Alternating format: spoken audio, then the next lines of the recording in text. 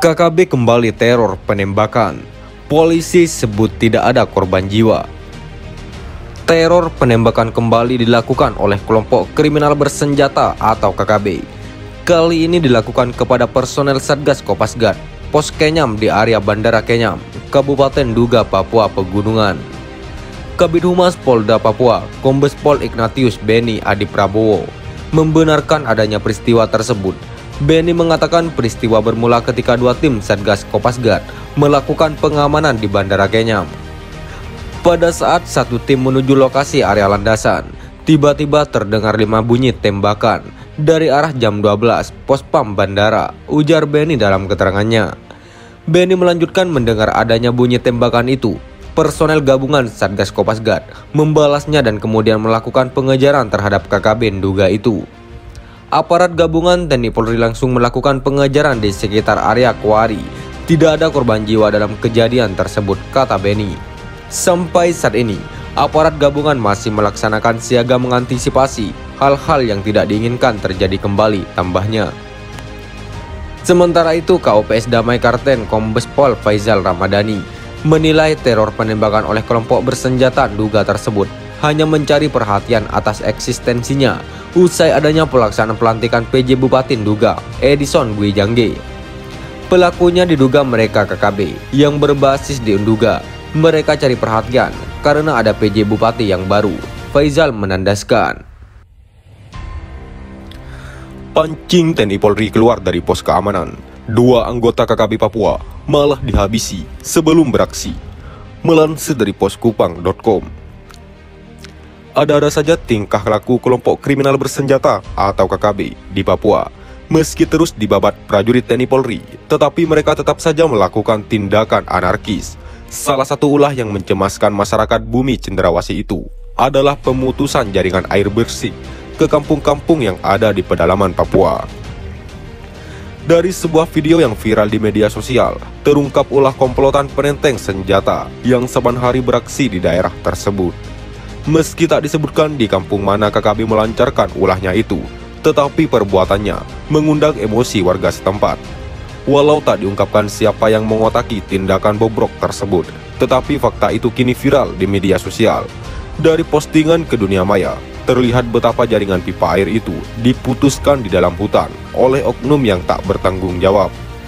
Meski tak diketahui siapa pelaku perusakan jaringan air bersih tersebut, namun bisa diduga kalau pelakunya adalah oknum yang saban hari mencari-cari masalah di daerah bergolak itu. Rasanya tak mungkin kalau pemutusan jaringan air tersebut dilakukan oleh warga sipil yang berdomisili di kampung tersebut. Mustahil pula kalau pelaku perusakan jaringan air berasal dari kampung tetangga, sebab warga menyadari bahwa yang memasang jaringan air adalah prajurit TNI Polri bersama masyarakat. Makanya prajurit TNI Polri pun menduga kalau pelakunya adalah anggota kelompok kriminal bersenjata. Pasalnya hanya kelompok tersebut yang berani melancarkan tindakan sebagai bagian dari siasat memancing TNI Polri keluar dari pos keamanan. Ibarat memancing di air keruh, itulah yang dilakukan KKB tatkala merusak jaringan pipa air tersebut. Lantaran tindakan KKB telah mencemaskan warga setempat, sehingga aparat TNI Polri pun langsung mengambil tindakan. Melalui tindakan penuh waspada, TNI Polri pun mendatangi lokasi tempat jaringan air itu dirusaki. Mengingat KKB merupakan kelompok berbahaya, sehingga aparat berseragam loreng itu pun harus menggapai tempat itu dengan siasat. Setelah mengendap-endap di balik rimbunan pepohonan, aparat berseragam loreng itu akhirnya menemukan 2 oknum yang sedang bersembunyi di sekitar lokasi perusakan. Dari balik teropong, prajurit TNI Polri pun menemukan 2 sosok yang memegang senjata api, sedang berada tak jauh dari lokasi perusakan tersebut. Salah seorang anggota KKB berada di posisi yang agak tinggi dan bersembunyi di balik rimbunnya pepohonan. Sementara yang satu lagi berada di tepi kali, di dekat jaringan air yang telah dirusaki tersebut.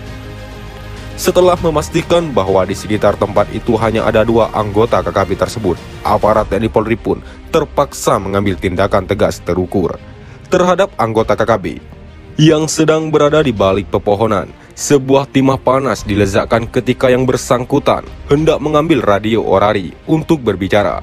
Sementara oknum yang berada di pinggir kali, pria tersebut dihabisi ketika ia sedang berusaha melewati bongkahan batu besar yang terletak di tepi kali. Tatkala yang bersangkutan sedang melompat, pada saat itulah ia dieksekusi dengan sebuah peluru. Dari titik ketinggian di saat sedang melompat itulah, pria KKB tersebut jatuh menimpa batu dan sedetik kemudian tercebur ke dalam air. Meski kedua pria itu telah dikirim ke alam baka, tetapi prajurit TNI Polri di dalam hutan itu tak mau lengah. Karena biasanya ada tembakan balasan dari kawanan KKB, walau hal tersebut dilakukan secara membabi buta. Hingga beberapa menit berlalu, apa yang dikhawatirkan itu tak kunjung terjadi. Tak ada tembakan balasan sama sekali dari anggota KKB. Yang terdengar hanyalah gemercik air yang mengalir deras di sungai tersebut. Terdengar pula suara burung yang berkicau merdu di pucuk pepohonan yang tinggi. Dari video yang viral di media sosial, tak disebutkan di wilayah mana insiden baku tembak antara TNI Polri dengan anggota KKB gegara perusakan jaringan air bersih tersebut. Tak disebutkan pula di bawah kelompok siapa kedua oknum itu mengabdi dalam perjuangan mewujudkan Papua merdeka tersebut.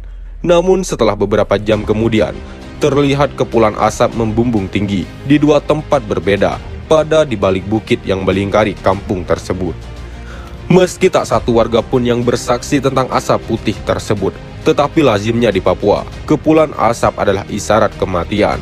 Oleh karena itu, tidaklah berlebihan kalau kepulan asap dari balik bukit itu adalah tanda kalau seseorang telah pergi untuk selamanya.